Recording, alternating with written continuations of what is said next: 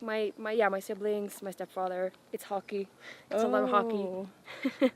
So yeah, it's sports and music, definitely. That's also a funny story because the guy I met here, he knew my dad at, on the 80s.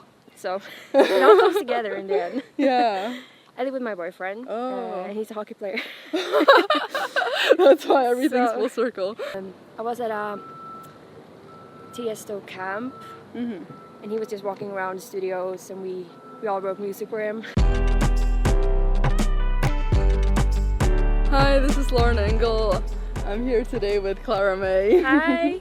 We're in Palm Springs today. Hello. Look at this outfit. I'm gonna wear it the whole Very time. Palm Springs. Yeah. I'm doing the hippie flowers and everything for Coachella. So you were born in Sweden? I'm born in Sweden. I'm born in northern parts of Sweden in a town called Gävle. Oh, okay. But now I live in Stockholm. And actually LA feels like my second home. Yeah. I go back and forth so much. And it's better weather here. So this is my home now. What was it like growing up with such a musical family? It was great. I had a great opportunity. We had a studio at home.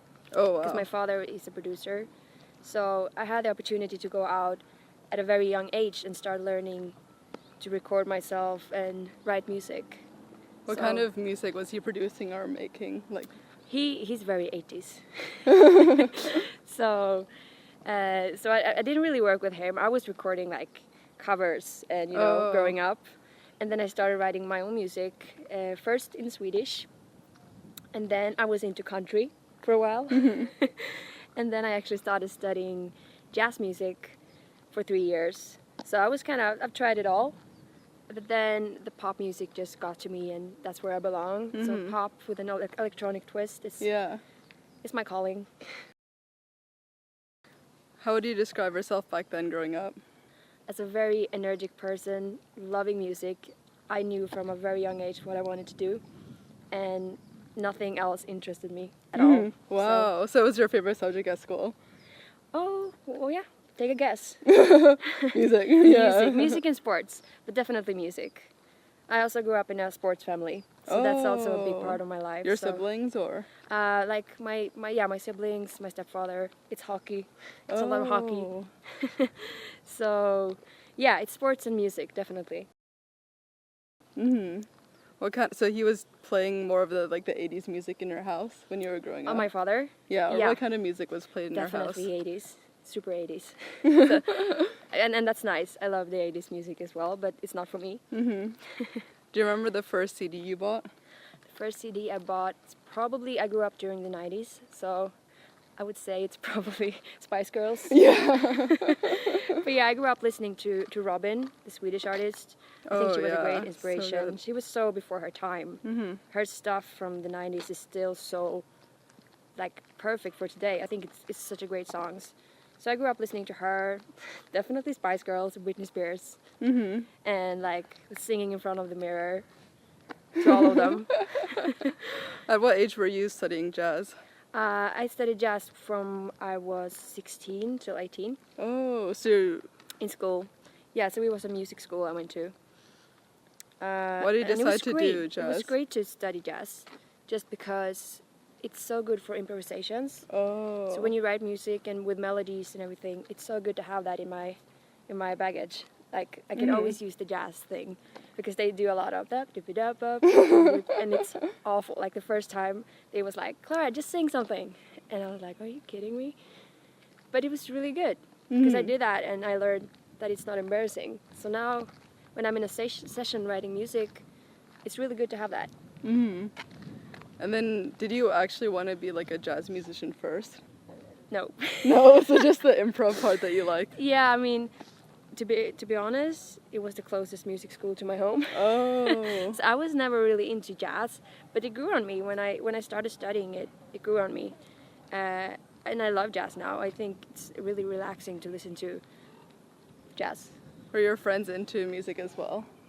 My whole family are, but my friends, yeah. I mean, these days living in Stockholm, all my friends feels like they're in the music industry somehow. Yeah. But yeah, not all of them work with music, and I think that's refreshing to have friends that we can talk about something else than music. Yeah. At what age did you move to Stockholm?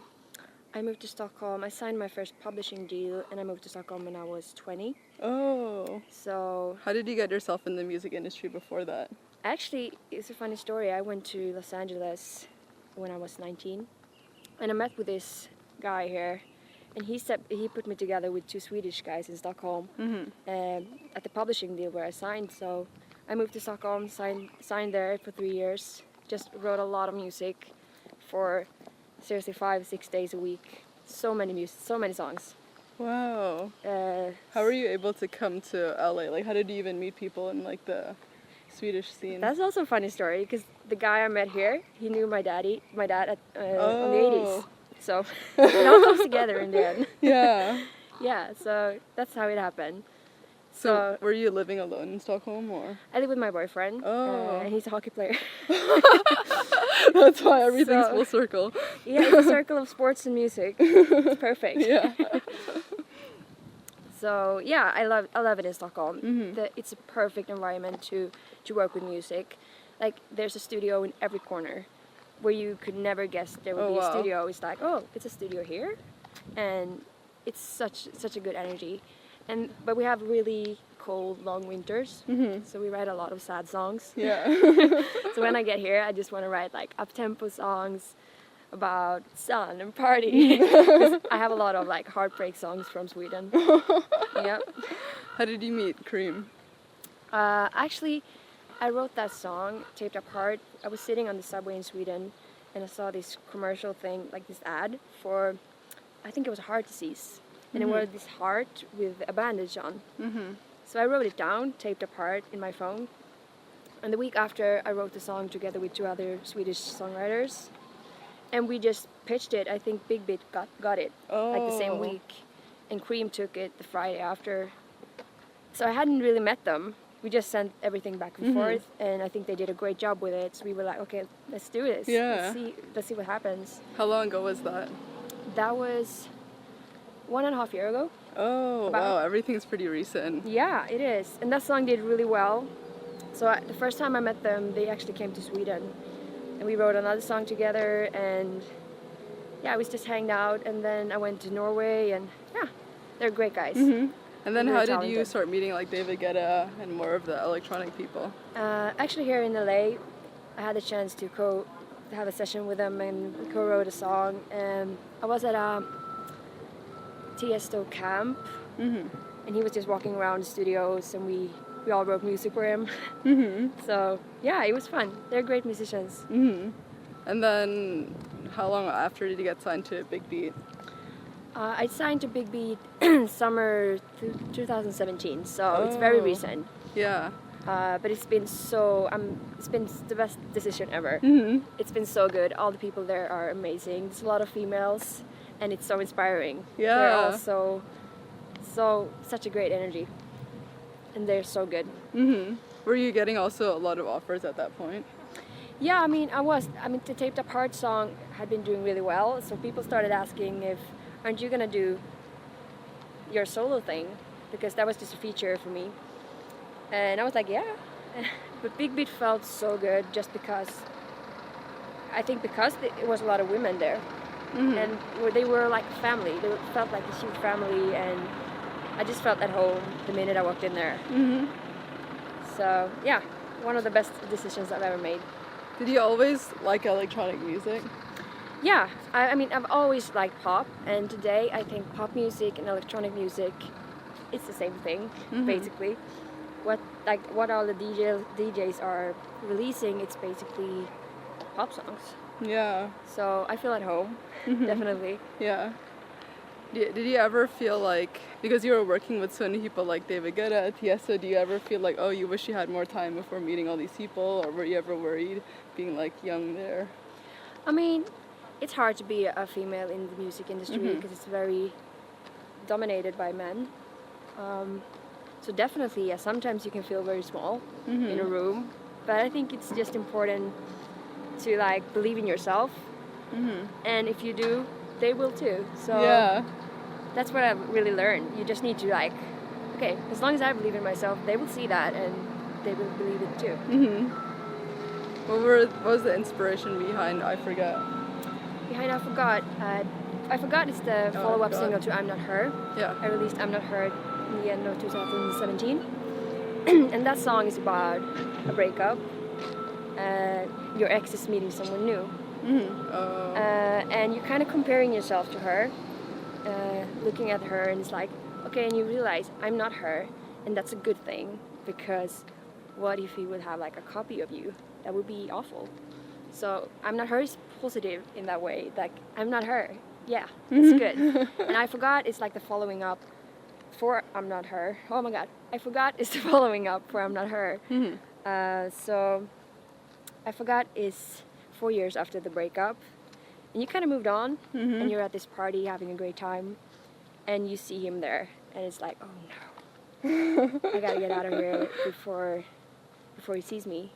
But it's too late because he's seen you already. Yeah. So you kind of meet up, and he's all charming and this perfect guy, and you're like, oh my god, all the feelings come rushing back. And yeah, until all the small reminders and your best friends being like, hey, he's not a good guy, get out of here. And so that's the following up. You realize you just forgot for a moment. So yeah. Is that the same inspirations for the music videos? Yeah, the music videos are very literal, like I want the music videos to feel like a movie. So I'm using the same actor in all videos to show that it's like a real relationship, all the stages. So the next song that we release will come in May. It's called Better Me, Better You. And it's actually a duet with this American guy called Jake Miller. Yeah, he's really good. But I will actually keep the actor in this video as well, the same, and Jake. Oh. So we will mix it up. Yeah. You'll see. It's gonna be great. So I'm so excited to release a duet. It's the first one I ever released, actually, I think. Yeah. Yeah. And what were the inspirations behind that one? The inspiration for that song, it's like you're in a relationship, but you start to think, can I get something better? You know, is the grass greener on the other side? I think that's very common in a relationship, and you're both kind of feeling it, and it's a great relationship. Everything is kind of perfect. You know, it's kind of too perfect. So it starts to get boring, and you start to look at the self-destructive relationship you had before and be like, oh, that was so much more fun. That was like stuff were happening, and you kind of forget how much you hated it when you were in it, and you think the perfect relationship that you have now is starting to feel boring. So you're like, could I find something better? Yeah. Or should I stay here where it's safe? Yeah. So it's a lot of my songs, they're all about love. Is it ever difficult being vulnerable when you're doing sessions or even performing it? I think as long as there's a good vibe in the studio and we have like a connection, I think it's easy. So I think I've been blessed with that because I've had great sessions almost only.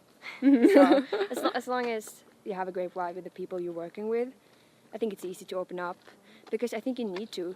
I want the songs to mean something. For real. I want the songs to be about something that I have experienced. Yeah.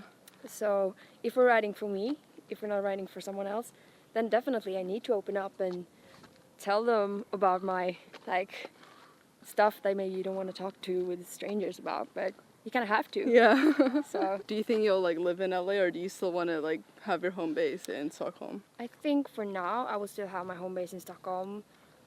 You know, it's a long way from Sweden to live here, and long away from your family and friends, and Stockholm is still such a great place to live, to write music. But I go back and forth so much, so it almost feels like I'm already living here. So I will never say never, because definitely I would love to live here one day. But for now, I think going back and forth it's perfect. Yeah. Okay. How do you think your music has changed since the early songs you wrote? Oh, it changed so much. I think getting older, you kind of find yourself, and you know exactly what you want to do. I can tell you, I was so confused when I was younger. I wanted to do it all. I was into country. I wanted to do it all, really. So it was a mess. But now I've actually found the red thread in my music, and it is pop with electronic elements, and that's what I'm sticking to. Relatable lyrics that tells a story, electronic pop music. Before it was more, oh, it's a good song, let's release it. So I think it's important to really find yourself and what you want to do, and that can take some time. How would you say you've grown as a person since when you were younger? So much. I was so insecure. I was always scared of what people would think. I was always thinking how other people would see me instead of how do I see myself. Do I like it? So I think definitely I've grown as a person like that, and as long as you have the confidence and you know what you want to do, and I think for me that took a few years, but now when I have it, it's wonderful. Yeah. What does success look like to you? Success, I think it's when you actually can work with what you love. That's definitely success, and to have people around you that supports you, and yeah, you're happy. As long as you're happy, that's success for me. And it can be working at any job. If it makes you happy, I think that's success. Yeah. What would you say have been your biggest challenges? My biggest challenges, well, there's never a challenge in the music business. Oh yeah, there are. A lot of them. I mean, but definitely the biggest one, it was to find myself and what I wanted to do. And when I did, it was just like such a relief, because I was like, I want to know now. When I was 15, I was like, people were telling me, you gotta find yourself, and all the labels were saying, you need to let it take some time, find yourself. And I just felt like, I know myself, but I didn't. It took a few years, and I think you need to let it take a few years. Yeah. What does love mean to you? Oh, love means, like, love is everything to me. Like, you can hear that in my lyrics as well. I'm all about love. I think it's important to have that in your life, for friends, a relationship, family, to let yourself love. Last question, what do you want to be remembered for? I want to be remembered for my music. Yeah, I want people to listen to my music even when I'm gone and be like, oh, this song from 2017 is great. Yeah, I love that. Yeah, so that's definitely how I want to be remembered, with my music and my lyrics. And yeah. Yeah, I love that. Thank you so much. Thank you so much. Nice to be here. Yeah.